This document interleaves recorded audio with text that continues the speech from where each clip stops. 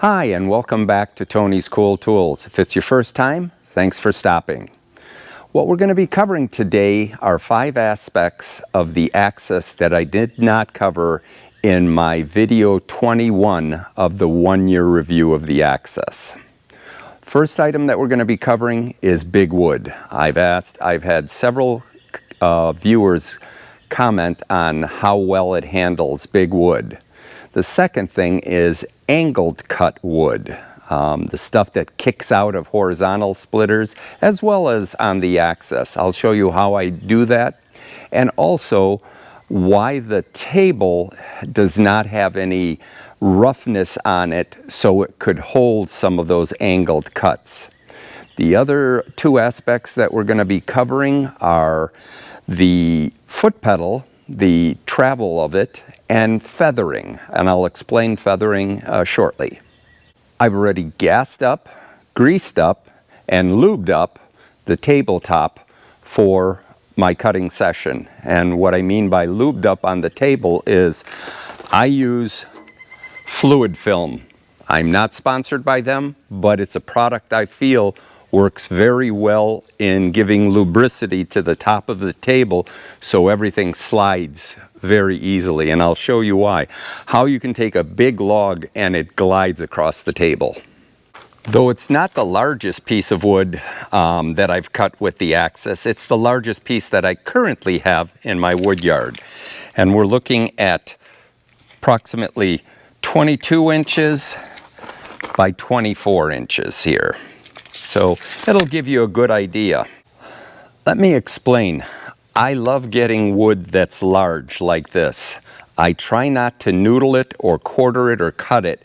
And I'll show you in a separate video how I move these large hunks of wood around, as well as why I want them in one piece. For me, they work easier when I have a solid piece like this, and I'll show you here momentarily how it works. One improvement I'd love to see on this machine is the lift table to the working table. Right now, and you'll see when I put this on or when I slide it, the lift table is higher or lower than the working table, so it cannot slide across. Some of the other manufacturers out there use a piano hinge in there. I don't know how stout or how good it is, but that slides right across. Or possibly design it slightly so that it would be higher and you can just push it from the lift table onto your working surface. Let's go ahead and get this started, and I'll show you how we split.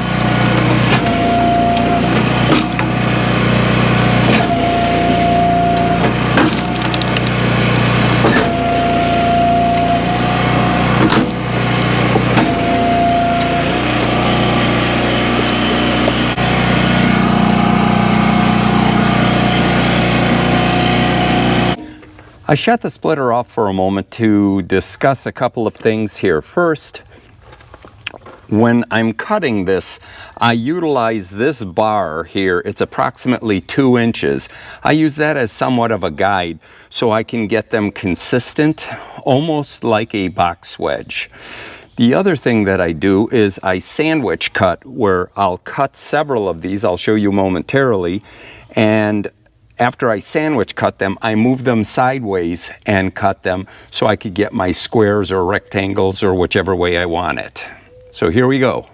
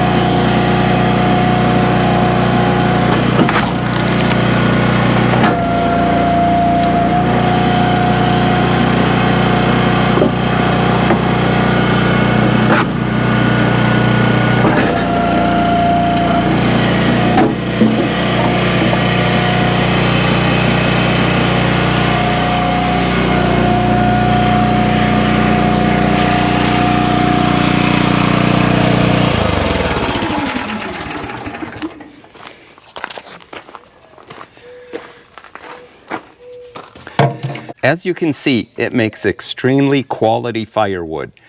Yes, if you're using a box wedge, you can get consistent pieces. With this, you can get pieces you want. So whether they're 2x2, 3x4, you know, whatever it is, you can get them. And it makes what I call Picasso wood, very beautiful. The other thing with a box wedge is I had the 1222 Axis or 1222 Eastonmade previously with a box wedge, but mine was the older version, which did not have the pullback arm. The newer ones are very convenient. So if you do have a large piece of wood, you can put it in the cradle and it'll take it back and forth, which is great. But not many people, or I should say, not everyone buys a box wedge when they buy a splitter. So you're either dealing with a 6-way wedge that comes standard or a 4-way wedge. And when you have a large piece of wood, you still almost have to have 2 people. It's not safe because it's going to fall off the end if you have a large piece. Whereas with the Axis, you have the table, so you're 20.5 inches on here, or basically you're looking at a 40-inch piece of wood that I could work on this thing. And I can either chip it from the edge of the wood, or I can split it in half and start working on it. In a short period of time, we took a 24-inch block of wood and made it into sellable firewood, either bundles or just for the fireplace. The next thing we're going to discuss is cuts that are not square. Now, Chris from In the Woodyard would say that these were cut by a steel chainsaw with the angle cutting blade, but that's not the case. These were just incorrectly cut. So as you can see, they're quite at an angle, and even on a horizontal splitter, when you put this in, it may kick out for you. I'll show you a couple aspects of the Axis that makes it really good for cutting angled wood. First is, when I get a piece that's like this, it's angled towards the machine, I flip it around and I put it this way. That way what happens is it pushes against the back of it and it doesn't kick forward at me. If I did it this way, it could potentially come at me. A number of viewers have said, why don't you take some expanded metal and weld it on here, or put weld some kind of ribs in here so that you would have some rigidity. I'll tell you what, I surely don't want that for this, because I love the possibility or the ability to slide my wood on this table without having any obstructions. So I will show you how that works. The other thing is I will show you shortly about feathering and what that's all about. Let's go ahead and cut some of these angled pieces so you can see what I'm talking about. Here's a piece that really has been cut at an angle, and if you would put this in a horizontal, it would probably kick it out. But I'll show you how this works on the Axis.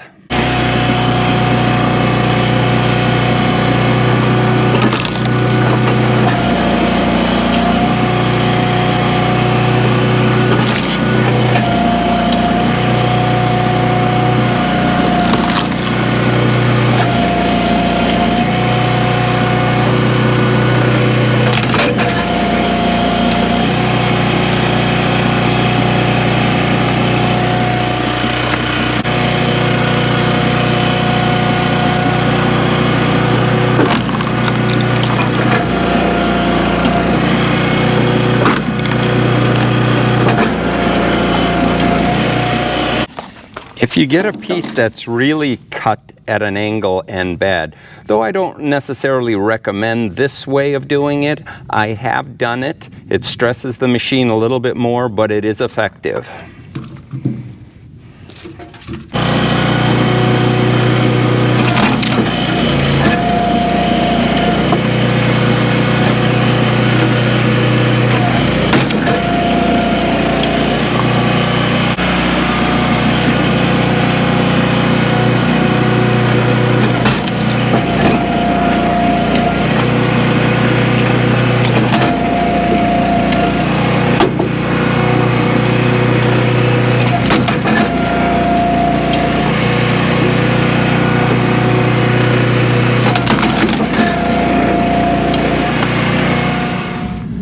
Let's discuss feathering, what I refer to as feathering with the Axis, and that is using the foot pedal. It has so much control that you can put the knife blade on it and just put a little bit of pressure on it to see if the wood is going to kick out or not. Granted, a horizontal machine, you're holding the lever with one, or if you have an automatic return, you just set that, it goes forward, comes right back. You have very little control. With this, I can control how the split can possibly slip out or use different angles to get the wood cut, which you can't do that with most of the horizontal splinters. Let me show you how.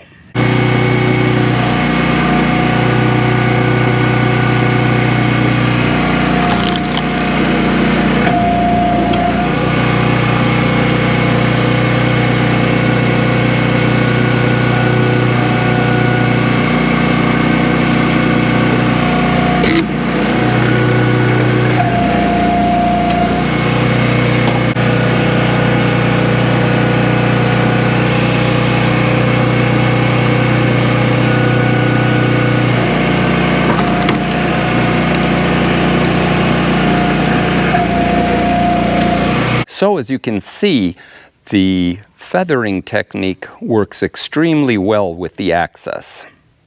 Let's go now to the foot pedal. Here's a bird's eye view of the foot pedal. It's currently in its travel mode, which is right here. If I remove that and bring it down, now you're ready to split. When I refer to the travel of the foot pedal, here's what I'm talking about. When I push this down, that is all the play that is in there. When I talk about feathering, I can just move it slightly.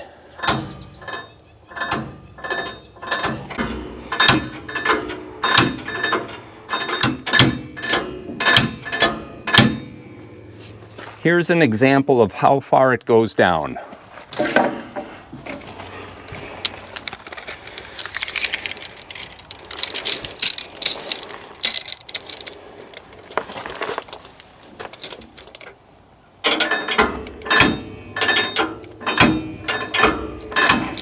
Only about 1 inch to 1.5 inches. That's why there is so much control. You're doing everything with your foot and you have your hands free to work with the wood. Hopefully you found this video informative, and if so, would you please like, share, and subscribe if you're not a subscriber already. And remember, pass it forward, make the world a better place, And don't be a tool. Watch Tony's Cool Tools. Until next time, thanks for watching. Be safe, and we'll see you soon. Bye.